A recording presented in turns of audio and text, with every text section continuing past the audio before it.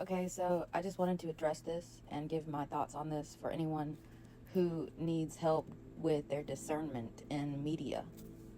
Because more and more I am noticing a lot of different content that is targeted towards the topics of things like spirituality and consciousness that to me are quite disingenuous and involve misdirection and are decidedly unspiritual. And for people who haven't explored these different topics very much or haven't been for very long, it can be a lot harder to identify authenticity and to recognize harmful or deceptive narratives. And so this is just my own personal outlook and take on how to refine your discernment when engaging with media. Because while media is the first place people will go to spread truth and information, it's also the first place people go to spread confusion or doubt and to redirect people who are on the right path towards a path that leads to an agenda of some sort. So the first thing is, I personally tend to discredit the majority of content that I come across that seems to have some kind of like spiritual message but ends up being an advertisement of some sort, utilizing the spiritual narrative to persuade viewers to buy something. Spirituality does not require consumerism. If you want to purchase crystals or essential oils or, astrological readings or tarot reading or books or anything else, at least make sure that you do your own independent research and don't allow this extremely deceptive marketing tactic cloud your judgment and your reasoning. Capitalist agendas are, in my opinion, decidedly unspiritual. Now, small businesses that have an honest and straightforward message about their products that can be linked to spirituality or spiritual principles in some way, those can be different.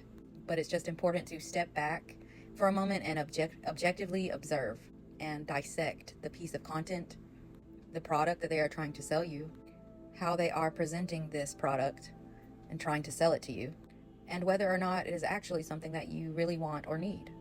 That's a very good place to start with sharpening discernment, especially for that particular area of spirituality, I think. Another thing that I really, truly, personally believe is that messages that are truly spiritual will never be divisive in nature. Real spirituality, in my opinion, does not include the binary thinking of me versus them. It doesn't include narratives that set a particular group of people or kind of person apart from the rest of us as being special or chosen.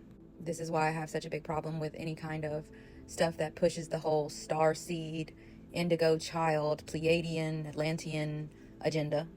It sets a special group of people apart from the rest of us as being these light workers who are allegedly intended to come here to Earth to, revolutionize our consciousness and lead us in a massive spiritual awakening towards truth and light. But that is divisive.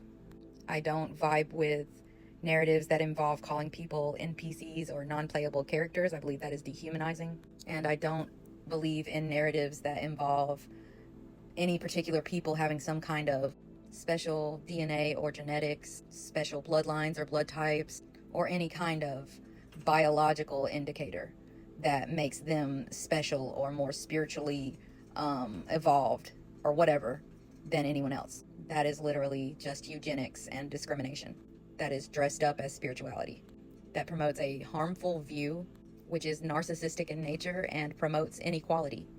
To me, those are not spiritually liberating principles or ideas and beliefs. Any kind of content that encourages magical thinking, like law of attraction, manifestation hacks, and things like that, or any kind of spiritual cheat codes for success, I will not usually find that to be particularly authentic in nature, and it usually does not resonate positively with me. You cannot cheat your way to spiritual fulfillment. Anything that promises an easy way to do that is probably a clickbait, spirituality, time loop trap that keeps getting you just so close to the precipice of actual transcendence without you actually ever fully succeeding to obtain it. That's because for you to actually have it and it to be rightfully yours, you have to do the hard inner work. You cannot bypass that or trick yourself into being magical through cheap psychology gimmicks and then expect it to have lasting and meaningful results. Content creators that make spiritual based content that are clearly not self-aware, humble, open-minded, curious, and willing to explore opposing or differing points of view and beliefs are, to me, untrustworthy. If you are arrogant, self-righteous, defensive, and judgmental, then you are not in a place spiritually where I need to be looking to you for advice or emulating the same kind of lifestyle and principles that you're promoting. No judgment. No, I'm not being a hater or anything like that, but that's just not the journey I see myself on, and that's just not the place I wish to be in as a person. To each their own. I don't judge. It's none of my business what y'all want to do with your own personal spiritual journey, but that's not my truth. And so I personally stay away from content creators like that. Any content that involves a message that weaponizes the word of God as a way to oppress others, that takes the word of God outside of its context in order to fit within their own narrative, or that takes an official and authoritative stance on what the word of God directly means. It's just not spiritually enriching content for me personally. I find that oftentimes those kind of pieces of content have a hateful message at its core, even if that message is somewhat like not directly obvious. Also, anyone who claims to be like a prophet or claims to be channeling God or a divine source, personally, I do not trust. That is just me. You are free to use your discernment however you wish, but those particular people give me a very weird vibe. I just don't find it super appropriate to make content that claims to be direct messages from God or the divine source through visions or however, these things are channeled, and then saying that with a sense of authority and fact.